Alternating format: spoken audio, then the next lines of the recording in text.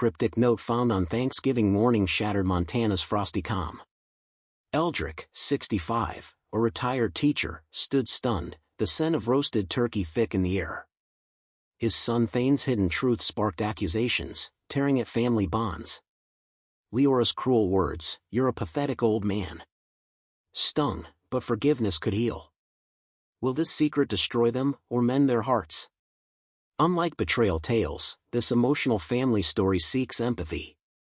Watch to uncover the truth in our family drama stories. Share your secrets below.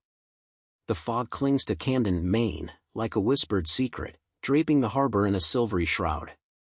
Thanksgiving morning hums with quiet anticipation, the air sharp with salt and the faint tang of roasting turkey from nearby homes. I stand on the porch of our beach house, a weathered shingle cottage perched over Penobscot Bay, its clapboards creaking under decades of family memories. The harbor's gulls cry faintly, their calls muffled by the mist, and a neighbor's radio spills soft Thanksgiving carols, "Gobble gobble, let's be thankful," into the dawn. My breath clouds in the chill, a reminder of the warmth waiting inside, where Leora, my wife of 35 years, is likely fussing over the day's feast. I'm Eldrick, 62, a retired financial advisor who traded spreadsheets for this seaside haven, hoping to mend the years I spent chasing deadlines instead of my daughter, Mira. The beach house, our family's anchor, holds laughter from summers past, Myra's squeals as she chased waves, Leora's paint-stained hands sketching the horizon. Today, I expect a full house, Mira, now 35 and a nurse, Leora, 60, her artist's spirit still vibrant, and Thane, Leora's charismatic friend, whose crypto schemes I tolerate for her sake. My mother, Agnes, 84, will join us, her sharp wit undimmed by age. I rub my hands, eager for the clink of glasses, the chaos of family. But something feels off, like a tide pulling beneath the surface. I step inside, the kitchen aglow of pumpkin pie spices and sizzling bacon. Leora's at the stove, her auburn hair tied back, humming softly. "Morning, love," I say, kissing her cheek.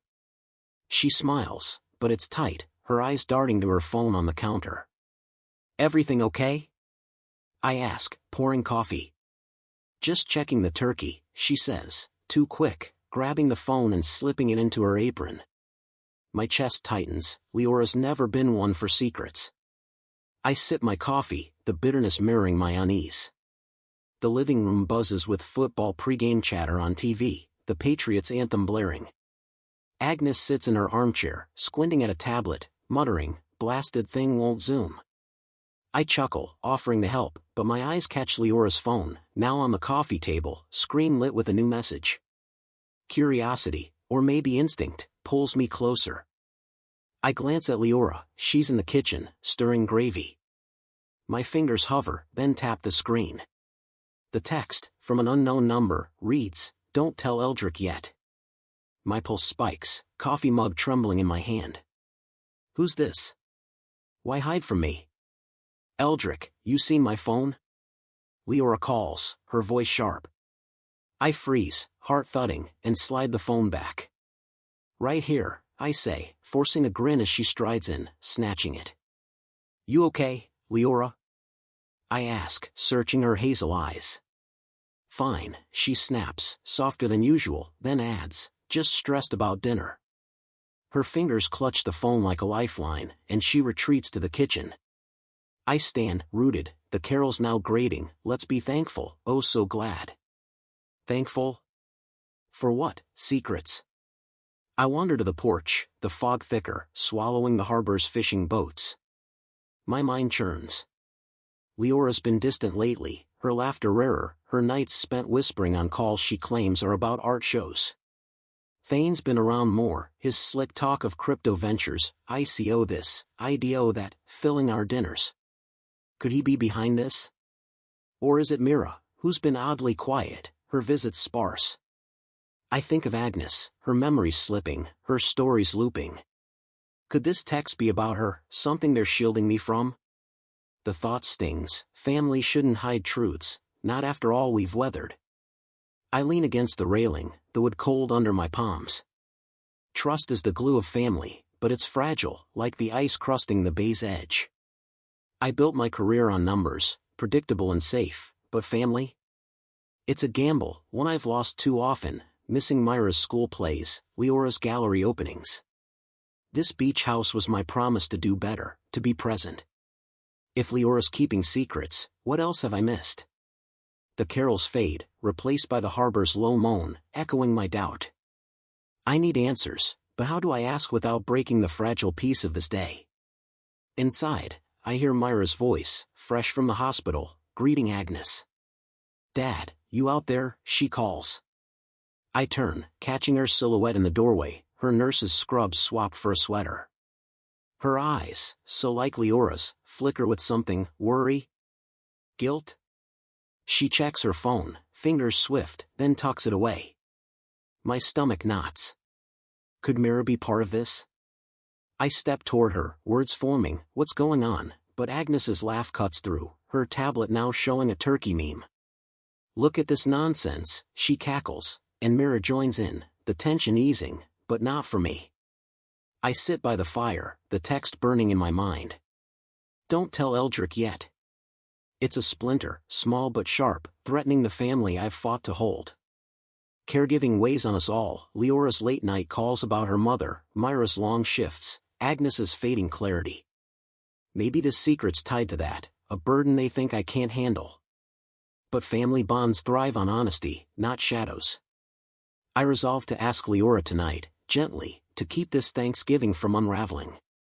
The football crowd roars on TV, a reminder of the day's joy, but my heart's elsewhere, chasing a truth I fear. Who sent that text, and what are they hiding? The question lingers as I stare into the fog, the harbor's secrets as deep as my own. The beach house glows under the soft flicker of candles, their light dancing on the dining room's knotty pine walls. Thanksgiving dinner fills the air with the rich aroma of roasted turkey, sage stuffing, and warm pumpkin pie cooling on the sideboard. Outside, Camden's fog presses against the windows, the harbor's distant buoys clanging faintly, a lonesome counterpoint to the Macy's Thanksgiving Day parade blaring from the living room TV. I sit at the head of the table, the same oak slab where Mira carved her initials at 10, now covered with Leora's heirloom tablecloth. The scene should feel like home, like family, but my heart's still snagged on that text, "Don't tell Eldrick yet." It's a shadow I can't shake. I'm Eldrick, 62, trying to savor this moment with my family, but the weight of secrets lingers. Leora bustles from the kitchen, her auburn hair catching the candlelight as she sets down a steaming gravy boat. Mira, fresh from her nursing shift, laughs with Agnes, who's still poking at her tablet, muttering about these newfangled contraptions. Thane, Leora's friend, lounges across from me, his tailored blazer out of place among our sweaters, his grin too wide as he swirls his wine. The table's full, but I feel like an outsider, my coffee from this morning still bitter in my throat. "Let's raise a glass," I say, standing, my voice steadier than I feel. To family, to this house, to being together. Glasses clink, but Leora's smile is fleeting, her eyes darting to Thane. He nods, almost imperceptibly, and my grip tightens on my glass. To traditions, Leora adds, her voice bright but strained, like a string stretched too tight. Mira chimes in, to health, her gaze flickering to Agnes, who cackles, to not breaking this tablet. The room laughs, but I don't. Leora's glance at Thane, that subtle exchange, cuts deeper than I expect. Am I not enough for her anymore? I carve the turkey, the knife gliding through golden skin, but my mind's elsewhere. Leora's been glued to Thane lately, their late-night chats about art projects stretching longer than her patience with me. Thane's charm, his talk of crypto millions, fills our evenings, while my stories of retirement, fixing the porch, planning Myra's visits, seem to bore her. I pass a plate to Mira, catching her tired eyes. She's been distant too, her calls brief, her visits rushed. Is she part of the secret? Or is it just Thane, worming his way into our family? The text burns in my memory, a splinter I can't pull. "Eldrick, you're quiet," Thane says, his voice smooth, eyes glinting. "Missing the office?" The table chuckles, but it stings. "Just savoring the moment," I reply, forcing a smile. Leora touches his arm, laughing, he's never been one for small talk. Her touch lingers, and my chest aches. I'm the one who's held her through gallery rejections, who rebuilt this house after storms, yet here I am, fading into the background. Not good enough, not anymore. Agnes breaks the tension, waving her tablet. This thing's got a mind of its own. Tried to order cranberries, got cat videos. Mira snorts, helping her swipe, and the room erupts in laughter. I try to join in, but my eyes catch a family photo on the wall, Mira at 5, Leora and me on the beach, smiling like we had forever. That was before I buried myself in work, before Mira grew quiet, before Thane's shadow loomed. The photo's a reminder of what I've fought for, but tonight, it feels like a relic. Leora, need help with dessert? I ask, hoping for a moment alone. She shakes her head, already halfway to the kitchen, Thane trailing her. We've got it, she calls, her voice clipped. Mira watches them go, her fingers drumming, then excuses herself to check her phone. Agnes, oblivious, rambles about a parade float, but I'm barely listening. Why does Leora lean on Thane? What's Mira hiding? The caregiving weight, Leora's mother, Agnes's memory, presses on us all, but I'm the last to know. Family bonds should be my strength, but I feel like I'm slipping. I stand, clearing plates, the clatter drowning out the TV's parade cheers. In the kitchen, I overhear Leora and Thane, their voices low. It's under control, Thane says. Just keep it quiet. My pulse races, but the door swings shut before I hear more. Back at the table, I force a toast, my voice hollow. To love, I say, raising my glass, but my eyes lock on Leora as she returns, Thane at her side. She meets my gaze, then looks away, her smile faltering. I sit, the pie's sweetness lost on me. Family is effort, I know, years of missed moments taught me that. But effort needs trust, and tonight, it's crumbling. I need to talk to Leora, to understand why she's pulling away, why Thane's her confidant. The parade's finale blares, a giant turkey balloon filling the screen, but my mind's on that text, on Leora's glances, on the question gnawing at me, why does she trust him more than me? The wind howls off Penobscot Bay, rattling the beach house windows as night cloaks Camden in a starry chill. I step onto the gravel path, the fog thinning to reveal a crescent moon slicing through the clouds. The harbor's scent, salt, kelp, and distant wood smoke, mixes with the lingering sweetness of pumpkin pie from our Thanksgiving feast. Inside, the clatter of dishes and Myra's soft laugh echo, but I need air, space to untangle the knot in my chest. That text, "Don't tell Eldrick yet," and Leora's furtive glances at Thane during dinner have left me adrift, like a buoy cut loose. The locals talk of the lobster season's end drifts from a nearby porch, grounding me in this Maine night, but my mind's churning. I'm Eldrick, 62, a man who thought retirement would stitch my family closer, not fray us further. The beach house, our sanctuary, holds decades of memories, Mira building sandcastles, Leora painting sunsets, Agnes telling tales of her youth. But tonight, it feels like a stage for secrets. Leora's touch on Thane's arm, her clipped words when I offered help, gnaw at me. Thane's smug jab about my silence stung, but it's Leora's distance that cuts deepest. Myra's guarded eyes, Agnes's tablet fumbles, they're all pieces of a puzzle I can't solve. I kick a pebble, it skitter loud in the quiet, and head toward the beach, the sand cold under my boots. The waves whisper, a rhythm I've loved since we bought this place. I pause, remembering Thanksgivings past, 1985, Mira giggling as she stole cranberries, Leora and I dancing to a crackling radio. We were whole then, before my work swallowed years, before Mira drifted, before Thane's shadow crept in. I turn back, the house's warm glow pulling me, but voices stop me near the kitchen window. Leora's voice, low and urgent, mingles with Thane's smooth tone. We need a plan, she says. It's getting harder to manage. Thane murmurs, I've got ideas, but it's risky. My breath catches, heart pounding like the surf. A plan? For what? I edge closer, the windows frost blurring their shapes. It's not just the cost, Leora says, her voice cracking. It's the time, the calls, my mother's worse.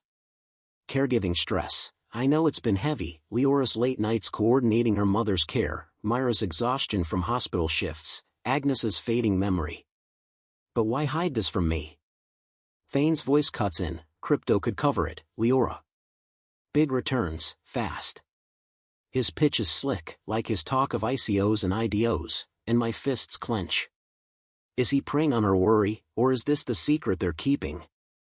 I lean in, but a twig snaps underfoot, and the voices stop.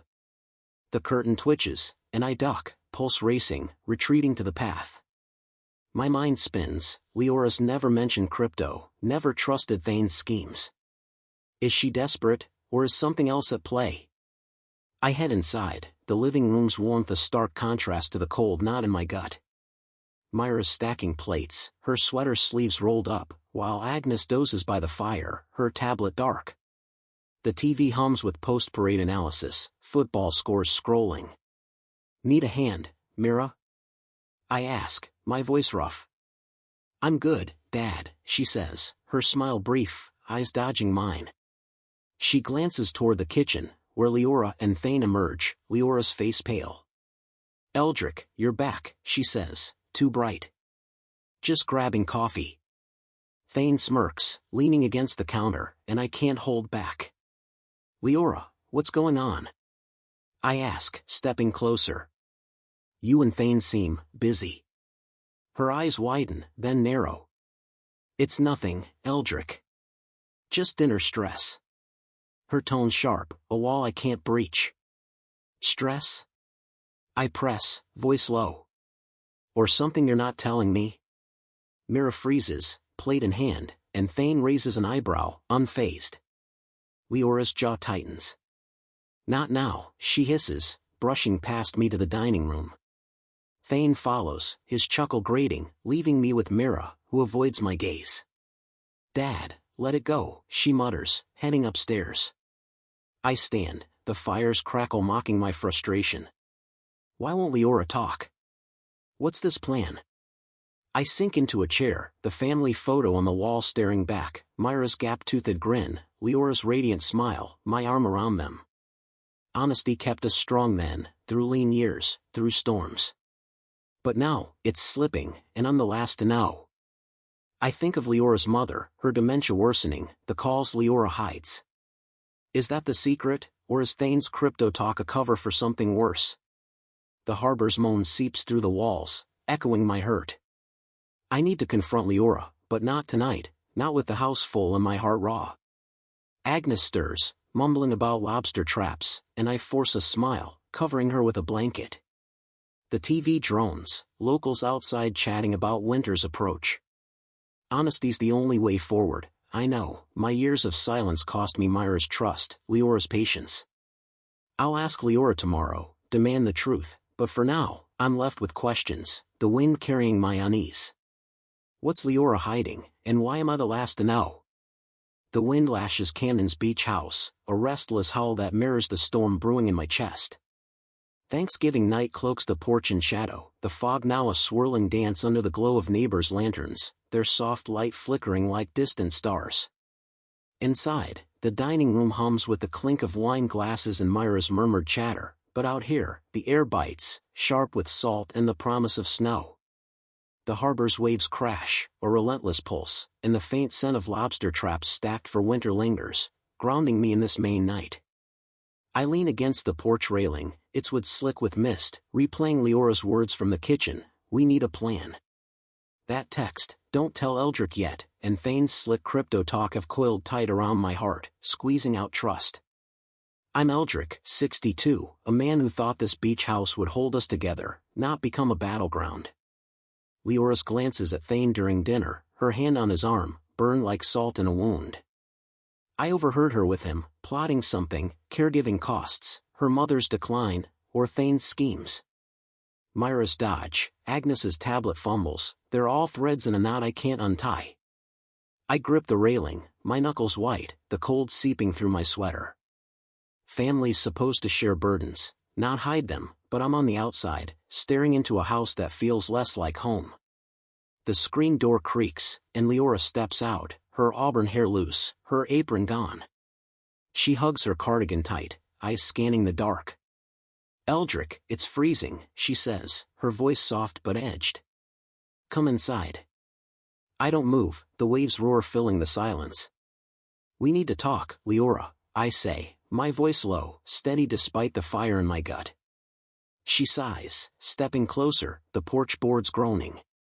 "About what?" "Dinner was fine, wasn't it?" Her deflection stings, and I turn, facing her. "Not dinner. You and Thane. That plan I overheard." Her eyes widen, then narrow, a flash of something, guilt? Fear? "You were listening," she snaps, crossing her arms. "That's low, Eldrick." My jaw tightens. Low? What's low is keeping secrets.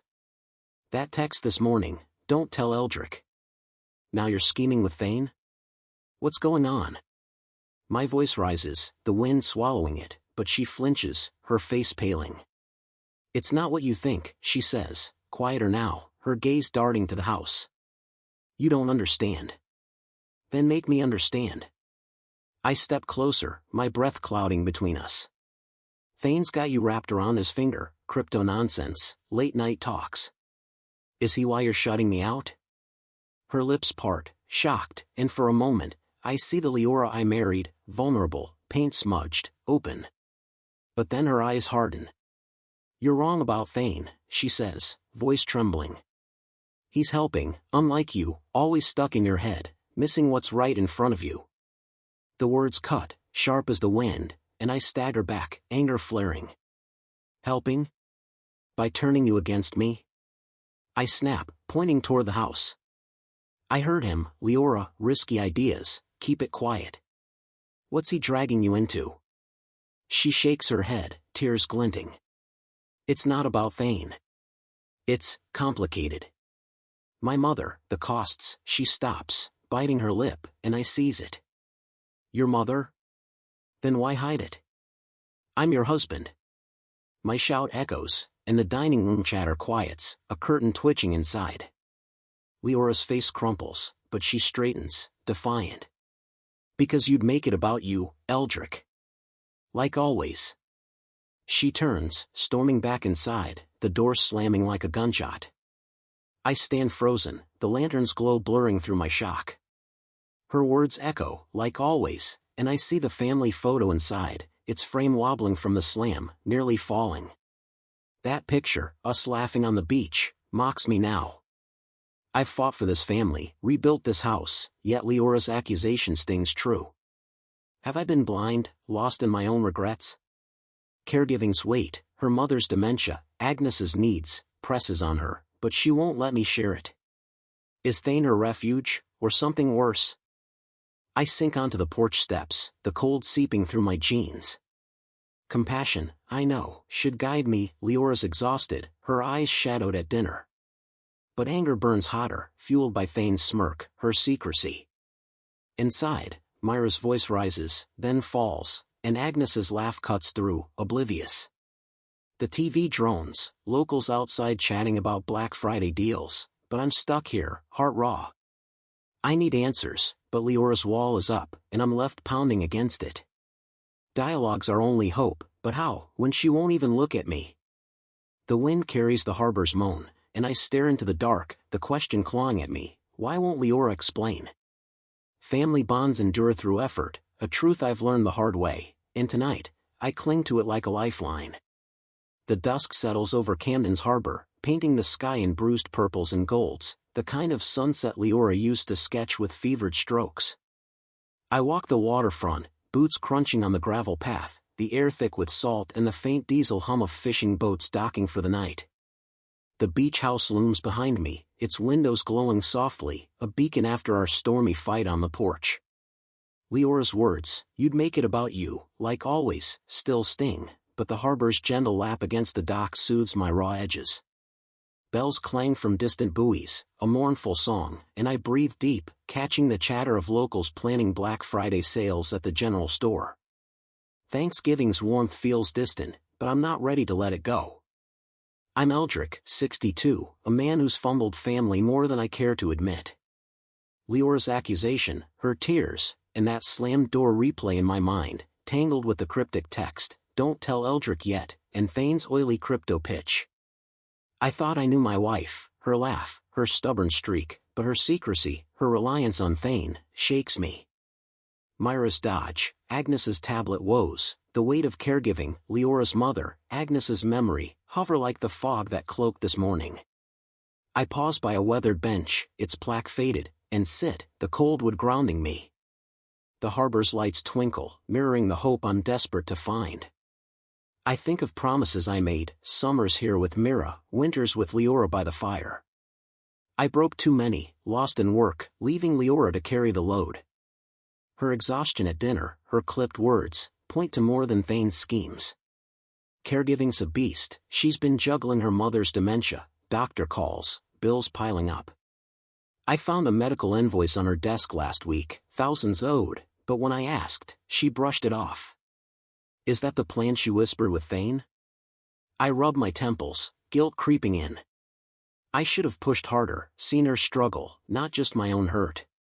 Footsteps crunch behind me, and I turn to see Leora, her cardigan wrapped tight, hair loose in the breeze.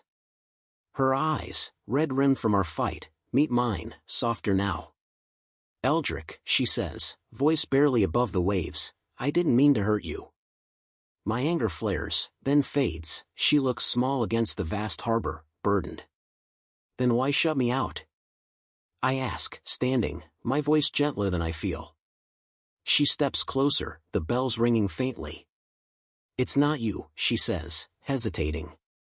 "It's everything. I'll explain, I promise. Tomorrow, just us." Her hand reaches out, squeezing mine, warm despite the chill, and my heart stutters. "Tomorrow?" I echo, searching her face. She nods, a flicker of the Leora I love, open, fierce. "I need time to sort it," she says, glancing at the house. "Myra's here, Agnes needs me, it's a lot." Her voice cracks, and I see it, the weight of caregiving, the shadowed eyes I missed. "Okay," I say, squeezing back, hope stirring like the tide. We stand, hands clasped, the harbor's quiet wrapping us. For a moment, it's us against the world, like when we bought this house, dreaming of forever. The bells toll again, a promise of clarity, and I hold on to it. We walk back, her arm brushing mine, the silence comfortable. Inside, Myra's clearing the table, her smile tight, and Agnes dozes, her tablet glowing with a recipe app. The TV hums, a Black Friday ad flashing, "Shop now, save big," and I think of Leora's bills, the strain she's hiding. "Coffee?" Leora asks, heading to the kitchen. "Sure," I reply, but my mind's on her promise. Will she open up, or is this another dodge? Thane's gone, his blazer missing, but his shadow lingers. Mira glances at me, then away, her phone buzzing. Is she part of this too? I sit by the fire, the family photo on the wall steady now, its frame intact. Leora's hand in mine, her promise, sparks hope, but it's fragile. Reconciliation takes work, years of missed moments taught me that. I need to listen, not accuse, to share her load, not add to it. The harbor's bells echo in my memory, a call to trust. Caregiving's a silent strain, one I've ignored too long. Tomorrow, I'll ask about her mother, the bills, maybe even Agnes. For now, I hold this moment, praying it's enough. The fire crackles, and I trace the armrest, finding a burn mark from a long-ago candle, when Leora and I laughed till dawn. That memory, ours alone, fuels my resolve to rebuild. But the question lingers, soft as the dusk, will Leora reveal the truth? The storm breaks over Camden, Maine, at dawn, waves crashing against Penobscot Bay like a heartbeat gone wild. Rain pelts the beach house, its shingle walls shuddering under the gusts, while the harbor churns, a gray churn of foam and fury. I stand at the living room window, coffee cold in my hand, watching lobster traps bob violently, their ropes frayed from winter's approach. The air smells of wet pine and salt, mingling with the faint leftover tang of Thanksgiving's turkey from last night's tense feast. Leora's promise of a talk today, just us, glows like a distant buoy, but her silence this morning, her quick exit to check on Agnes, dims it. That text, Don't tell Eldrick yet, and her whispered plan with Thane haunt me, a puzzle I can't solve. I'm Eldrick, 62, a man who thought family was my anchor, but now I'm adrift. Leora's accusation on the porch, "You'd make it about you," stings, her tears a mirror to my failures. Thane's crypto talk, his smirk, feels like the key to her secrecy, but Myra's guarded glances at dinner, her buzzing phone, tug at me too. Agnes's tablet struggles, her memory slipping, point to caregiving's toll, Leora's mother, Myra's shifts, Agnes herself. I set my mug down, the clink loud in the quiet house, the TV off, no Black Friday ads to distract. The storm outside matches my unease, urging me to find truth before it slips away. Myra's in the kitchen, her nurse's sweater swapped for a flannel shirt, stirring oatmeal. Her hair's tied back, but her eyes are shadowed, like she hasn't slept. "Morning, Dad," she says, her voice flat, offering a bowl. I take it, sitting at the counter, the oatmeal's steam warm against my face. "Where's your mom?" I ask, casual, but my pulse quickens. "With Agnes," she says, avoiding my gaze, her fingers drumming. I think of last night, her quick exit when I pressed Leora, her phone's glow. That text, could it be her, not Thane? The thought's a jolt, impossible, but it sticks. "Mira," I say, setting the spoon down, "we need to talk." Her shoulders tense, but she nods, leaning against the sink. "About what?" Her tone's guarded, like a door half closed. I take a breath, the storm's roar filling the pause. "That text I saw yesterday, on your mom's phone. Don't tell Eldrick yet. Was it you?" Her eyes widen, a flash of panic, and she drops her mug, ceramic shattering on the tile. The sound's a gunshot, and my heart races. "Dad, she stammers, kneeling to gather shards, her hands shaking. I stand, voice low but firm. "Mira, tell me the truth." She rises, tears brimming, and the words spill like the rain outside. "It was me," she whispers, clutching a towel. I sent it. "I told Mom not to tell you, about Agnes." My mind reels, disbelief crashing like the waves. "Agnes? What about her?" I demand, stepping closer. Myra's voice breaks. "She's worse, Dad. Her dementia's bad. I've been taking her to appointments, managing her meds, for months. I didn't want you to worry." The kitchen spins, oatmeal forgotten, the storm's howl deafening. Agnes, my mother, whose laugh lit last night's table, whose tablet fumbles I chalked up to age, she's slipping, and Mira hit it. "Why not tell me?" I shout, hurt slicing through. "I'm her son." Mira flinches, tears falling. "You were always busy, Dad, even now, fixing this house, lost in your head. I thought I could handle it." Her words echo Leora's, a double blow, and I stagger back, gripping the counter. I see it now, Mira at 5, her pigtails bouncing as she ran to me, only for me to rush off to a call. Her high school play, me stuck in a meeting. I was gone, leaving her to carry this alone. "Mira, I could have helped," I say, voice cracking. She shakes her head, wiping her eyes. "I didn't know how to ask. Mom knew, but we agreed to wait." She turns, fleeing to the porch, the door banging shut, leaving me with the shattered mug and my shattered trust. I sink onto a stool, the storm's rage mirroring my confusion. Mira, not Thane, sent that text, protecting Agnes, protecting me? Caregiving's weight, 20% of folks our age bear it, I read somewhere, crushes her, yet she shielded me, thinking I'd fail her again. The family photo on the wall, its frame steady, mocks my blindness. Honesty's our lifeline, but I've been too wrapped in my hurt to see theirs. I need to find Mira, to talk, but her pain, her flight, stops me cold. Agnes shuffles in, her tablet under her arm, smiling. "Eldrick, this thing's calling me," she says, showing a glitched video call screen, her voice bright but distant. My throat tightens, she doesn't know Myra's burden, or mine. I force a laugh, guiding her to a chair, but my mind's on Mira, on Leora's promise, on the truth I'm only starting to grasp. Dialogue's my path, but first, I need to face my own failures. The storm howls, and I'm left with a question, sharp as broken ceramic: why did Mira hide this from me? The dawn breaks cold over Camden, Maine, the storm's last gasps scattering rain across empty streets. The harbor lies still, its waves hushed, reflecting a sky bruised with fading clouds. I stand alone by the bay, the beach house a distant silhouette, its warmth unreachable.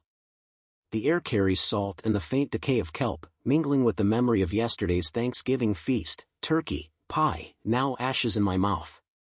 Snow dusts the docks, a thin veil, and the quiet hum of early risers preparing for Black Friday sales drifts from town. I clutch Agnes's shawl, its wool soft but heavy, found on the porch where Mira fled after her confession. She sent that text, hiding Agnes's dementia to spare me. The truth cuts deeper than the wind, leaving me raw, abandoned. I'm Eldrick, 62, a man who thought family was my harbor, but now I'm cast adrift. Myra's words in the kitchen, "You were always busy, Dad," echo Leora's porch accusation, a chorus of my failures. I see Mira at 10, her crayon drawings pinned to my office wall, ignored for deadlines. I see Agnes, her laughter at dinner, unaware her mind slipping, her cares shouldered by Mira alone. Leora's promise of a talk today feels hollow after Myra's bolt, her tears a mirror to my own. Thane's crypto shadow, the text, "Don't tell Eldrick yet," fade against this blow. Mira hid Agnes's truth, thinking I'd let her down again.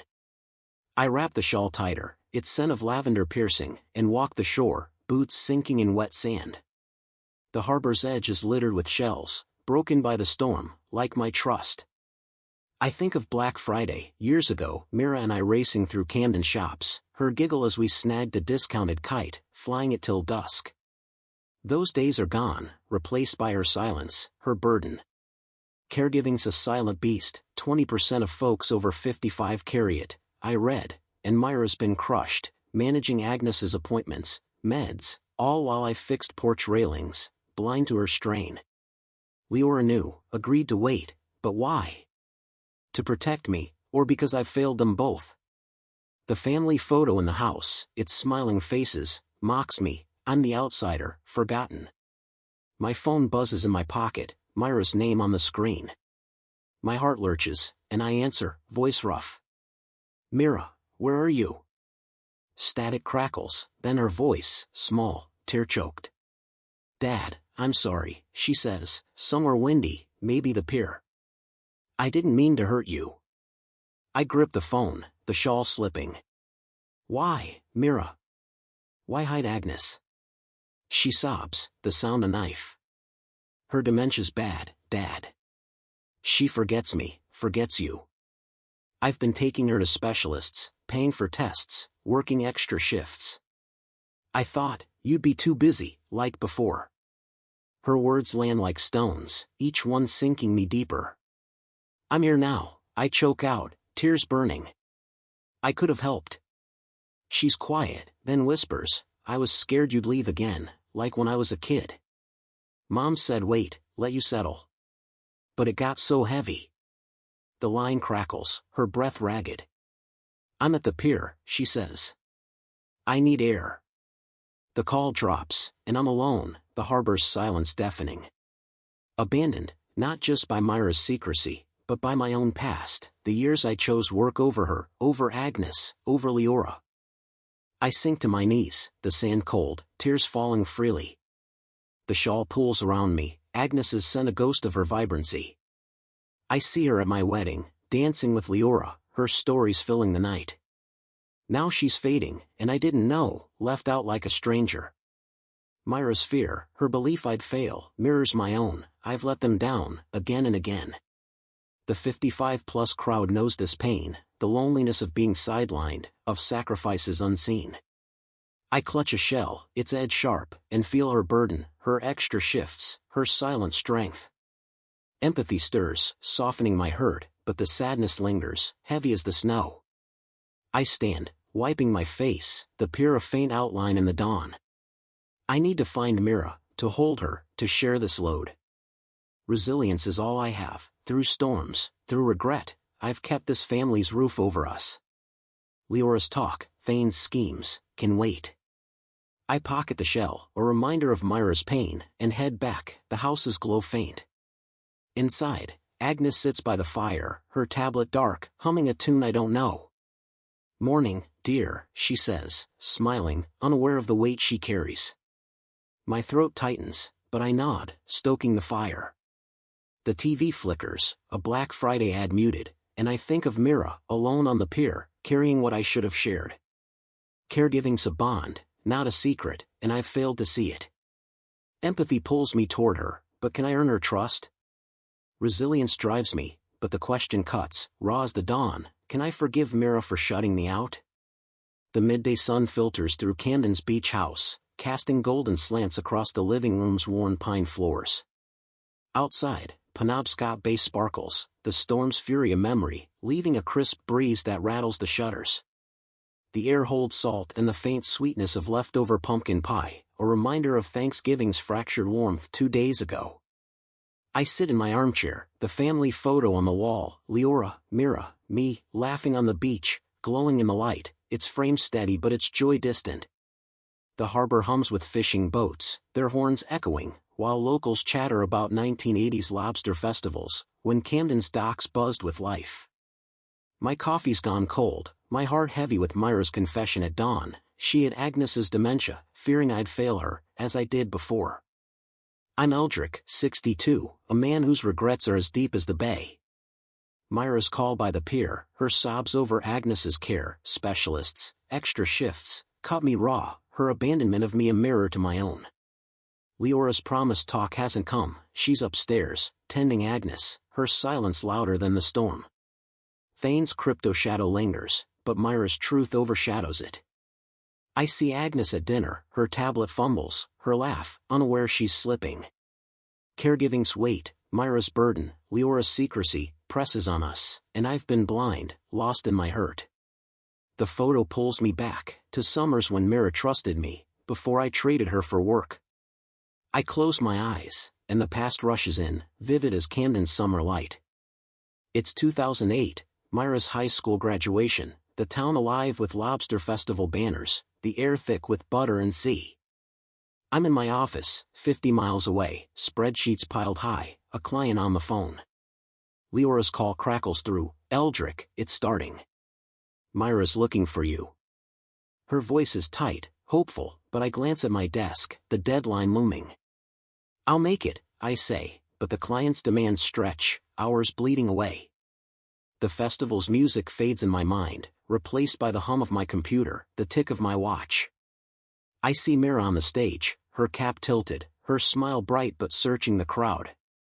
Leora's there, clapping, her paint-stained hands proud, Agnes beside her, waving a tiny flag.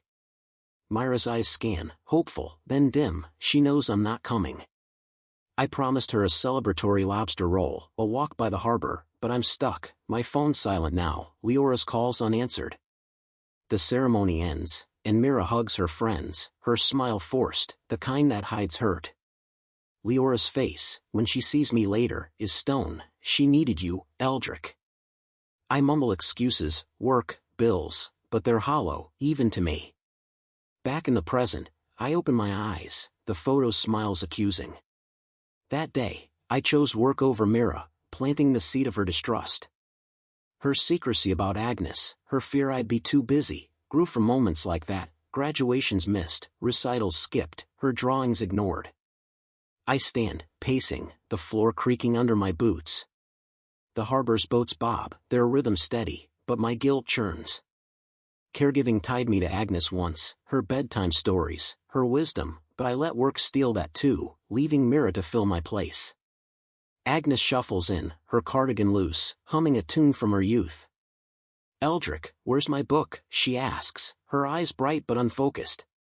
I guide her to the couch, finding her worn novel under a cushion, its pages yellowed. "Here, Ma," I say, my voice thick. She smiles, patting my hand, unaware of Myra's burden, of my failures. I think of her early dementia signs, forgotten recipes, repeated stories, I dismissed as age, while Mira saw, acted, alone. Compassion stirs, for Myra's strength, for Agnes's fragility, but guilt weighs heavier. Leora's footsteps creak overhead, and I wonder if she's avoiding me, her promise stalled by Myra's flight.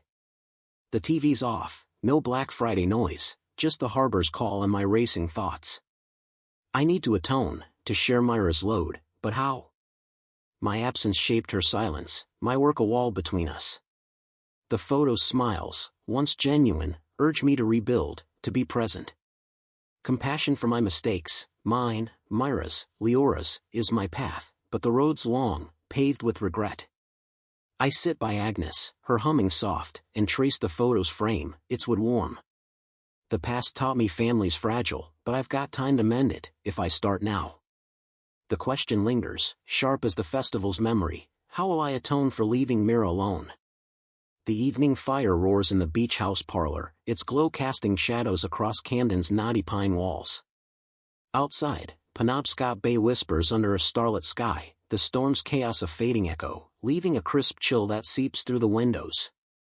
The air inside hums with leftover Thanksgiving warmth, cranberry sauce and turkey scraps shared at lunch, but tension coils tight, like the harbor's ropes securing boats for winter. I stand by the mantel, the family photo, Leora, Mira, me, smiling on the beach, steady but distant, its joy mocked by our fractured trust. Locals chatter about holiday markets drifts from the street, grounding me in Maine's festive pulse, but my heart races, braced for Leora's promised talk, delayed by Myra's confession and my own guilt. I'm Eldrick, 62, a man whose family feels like a puzzle with missing pieces. Myra's dawn call, her sobs over hiding Agnes's dementia, left me raw, my absence at her graduation a seed of her distrust. Agnes's fading memory, her shawl's lavender scent, weighs heavy, and Leora's silence since our porch fight stings. Thane's crypto talk, that text, "Don't tell Eldrick yet," seemed the culprit, but Myra's truth shifted the blame. Now, with everyone gathered, Mira by the couch, Agnes fiddling with her tablet, Thane lounging near Leora, I sense a reckoning. The fire's crackle mixes with faint carols from a neighbor's radio, silent night, holy night, but peace feels far off. Leora stands by the hearth, her auburn hair catching the flames, her eyes shadowed but resolute. "We need to talk," she says, voice steady, glancing at Mira, then me. My pulse quickens, hope and dread colliding. "About what?" I ask, stepping closer, the parlor's warmth stifling. Mira tenses, her fingers twisting, while Agnes hums, oblivious. Thane shifts, his blazer crisp, his usual smirk gone. Leora takes a breath, pulling a folder from the mantel, its edges worn. "This," she says, opening it to reveal documents, property deeds, financials, stamped with sold. My stomach drops, the fire's heat fading. "The beach house?" I whisper, voice cracking. "You sold it?" The room stills, carols fading, the harbor's whisper drowned by my shock. Leora nods, tears glinting. "For Agnes," she says, her voice breaking. "Her dementia care, specialists, meds, a facility, it's thousands a month. We couldn't keep up." Mira gasps, her hand to her mouth, and I stagger, gripping the mantel. "Not Thane's crypto?" I choke out, glancing at him. He shakes his head, standing, his face earnest. "No, Eldrick. I'm sorry, I pushed ideas, but Leora never bit. I was wrong to meddle." His apology, raw, catches me off guard, but Leora's truth overshadows it. "Why hide it?" I demand, my voice rising, the documents blurring. Leora steps closer, her eyes pleading. "I tried to tell you, but you were so focused, fixing this place, your regrets. I thought, we'd lose your grief."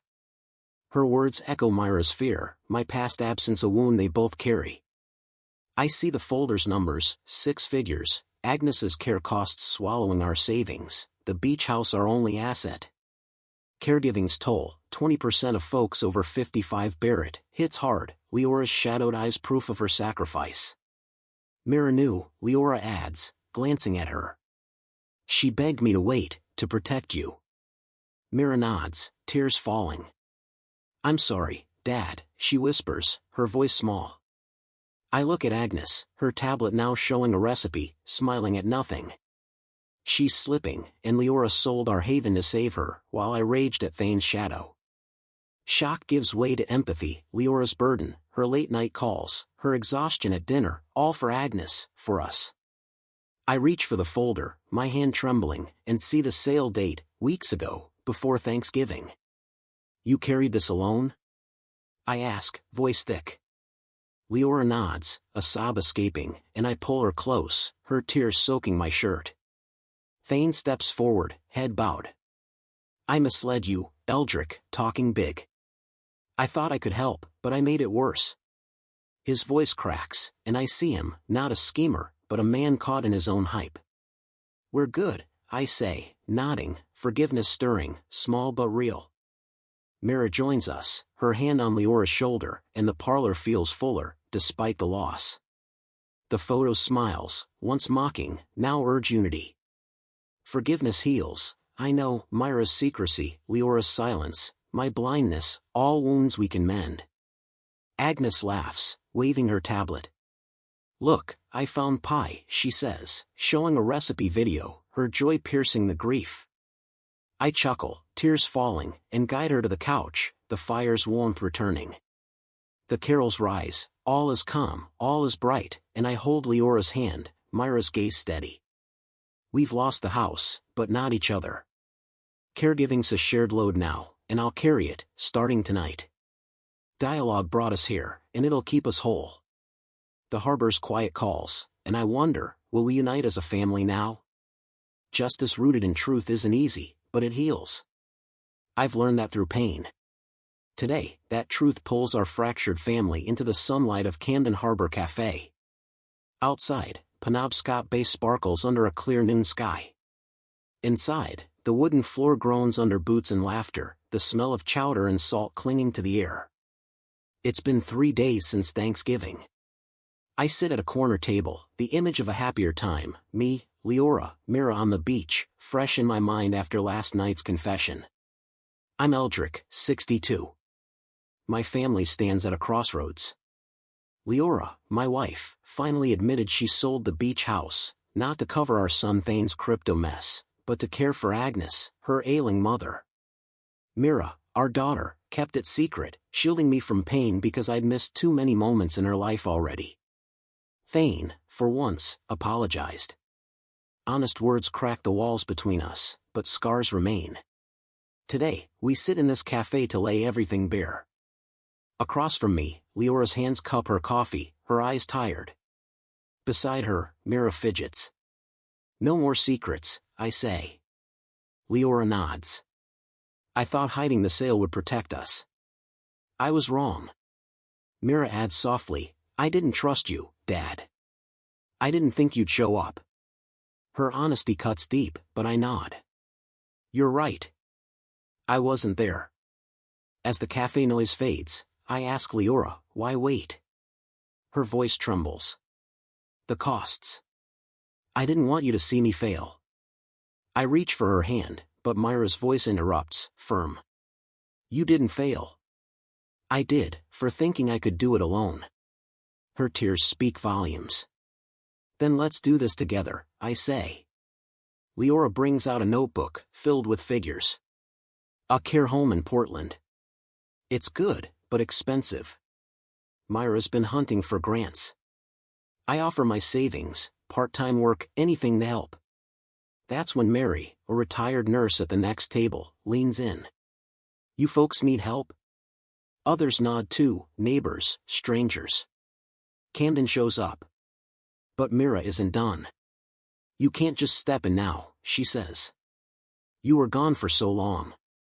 I meet her eyes. I failed. But I'm here. Let me earn it. Leora reaches for Mira.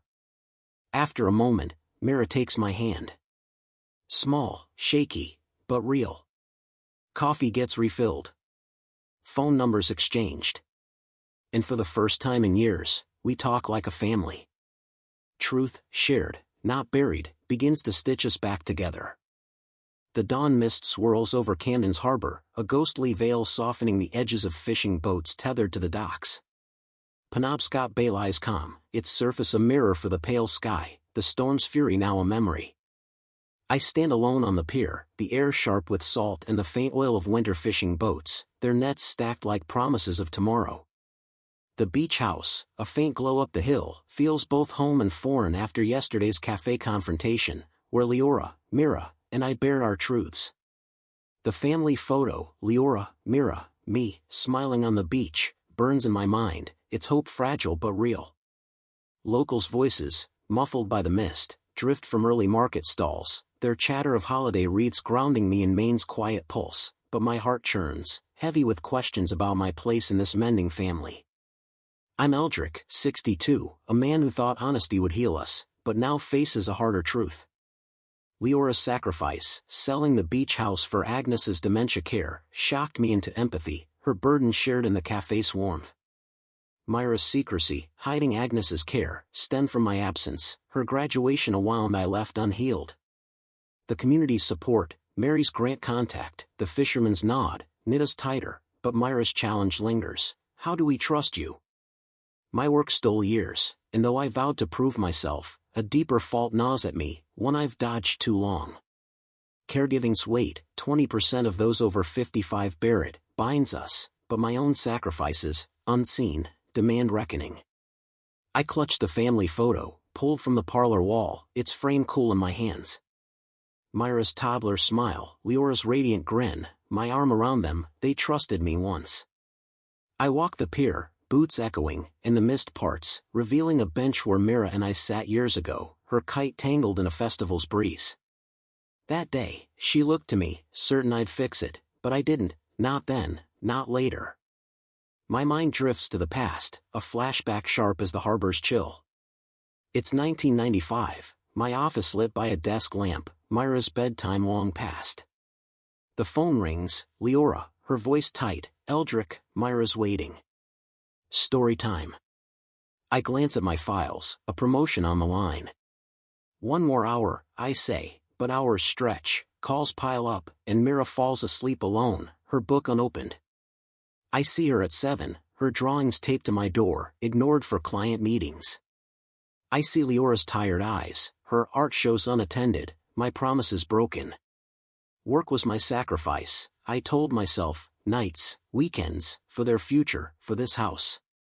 But it was a lie.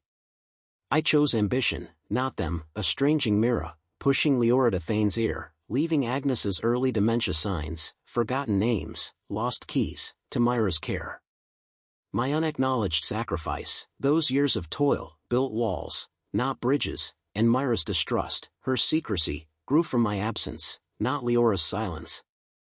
I sink onto the bench, the photo trembling in my hands, guilt flooding like the tide.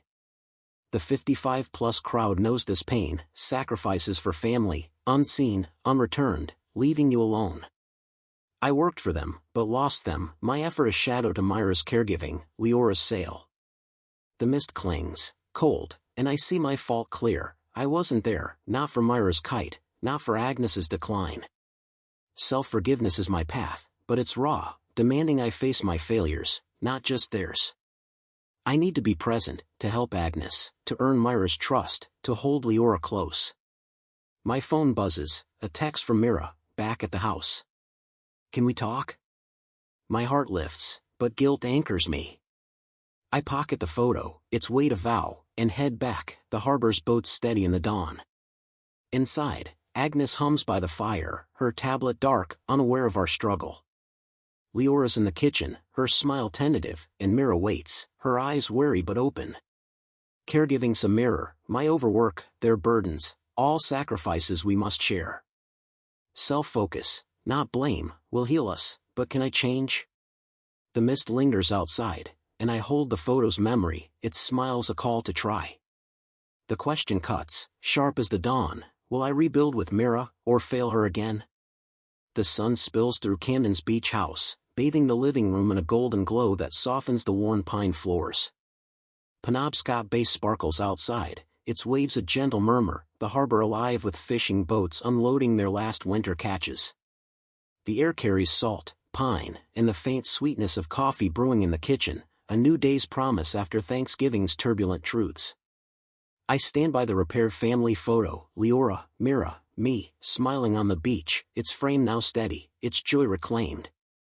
A Thanksgiving wreath adorns the door, crafted by local market vendors, their chatter drifting up the hill, grounding me in Maine's communal embrace. My heart swells, lighter after dawn's awakening on the pier, ready to rebuild with my family. I'm Eldrick, 62, a man who's faced his failures and found hope. Leora's sacrifice, selling the beach house for Agnes's dementia care, taught me empathy, her burden shared in the cafe's honest clash. Myra's secrecy, born of my workaholism, cut deep, her graduation and kite-flying trust lost in my absence. My realization on the pier, that my unacknowledged sacrifices estranged her, demanded self-forgiveness, a vow to be present. Agnes, humming by the fire, her tablet glowing, remains our anchor, her care our shared mission. Caregiving's toll, 20% of those over 55 bear it, unites us, and today, we'll plan our future, together. Leora steps from the kitchen, her auburn hair loose, a tray of mugs steaming. Coffee, everyone, she asks, her smile warm, the shadows under her eyes lighter. Mira follows, her nurse's sweater swapped for a cozy scarf, her gaze steady, the weariness from our cafe talk gone. Agnes sits by the hearth, her tablet showing a video call invite, her fingers fumbling but joyful. Look, Eldrick, I'm famous, she laughs, waving at the screen, where a neighbor's face flickers, glitched but kind. I chuckle, the tech humor a spark of levity, and take a mug, the warmth seeping into my hands. Let's talk, I say, settling on the couch, Leora and Mira joining me, the photo smiles watching over us. We need a plan for Agnes, I start, voice firm but soft. Leora nods, pulling out her notebook, its pages now marked with hope. The Portland facility's set for a year, she says, thanks to the sale. Mary's grant contact could stretch it. Mira leans in, her voice eager. I found a local support group, too, caregivers meet weekly, share tips. I'm joining. Her eyes meet mine, a bridge rebuilt, and I smile, proud. I'll work part-time, I add, consulting, flexible hours. It'll help with costs. Leora squeezes my hand, her touch a vow, and Mira nods, her scarf slipping, her trust returning. Agnes hums, oblivious, her tablet now playing a recipe video, pie crusts spinning. She needs us close, I say, glancing at her. Visits, calls, whatever keeps her smiling. Leora's eyes glisten. She loves stories, she says, voice thick. We'll read to her, like she did for us. Mira laughs, soft. Remember her pirate tales? I'll bring those books. The room fills with warmth, our voices weaving a future for Agnes, for us. Caregiving's a bond, not a burden, and we'll carry it together, no more secrets. Mira stands, pacing, then stops, her eyes bright. Dad, I'm sorry I doubted you, she says, voice steady. I see you now. I rise, my throat tight, and pull her close, her scarf soft against my cheek. I'm sorry I wasn't there, I whisper, the kite-flying memory vivid, her trust mine to earn. Leora joins us, her arms encircling, and we hug, a group embrace that seals our vow. The photo's smiles mirror ours, genuine now, the frames repair a symbol of our mended bonds. Agnes claps, giggling, group hug, and we laugh, tears falling, her joy our anchor. The tablet chimes, the video call connecting, and Agnes waves, hello, world. The neighbor laughs, promising a pie drop-off, Camden's heart beating strong. The wreath's pine scent fills the room, a Thanksgiving echo, and I see our path, shared care, open hearts, a family whole. Reconciliation heals, I know, Myra's secrecy, Leora's sacrifice, my absence, all forgiven, all fuel for our future. Dialogue built this moment, and it'll carry us forward. I step to the window, the harbor's boats steady, their nets full. Share your family story, I say, turning to the room, my voice warm. It might help someone, like us. Leora smiles, Mira nods, and Agnes hums, our call to action a spark for others. Family bonds triumph, and I'll fight for them, every day. The sun climbs, and hope rises, bright as Camden's bay. Our families embrace, tight and tearful, seals our Thanksgiving healing in Montana's glow. Forgiveness mends what secrets break, teaching me, Eldrick, that listening rebuilds trust.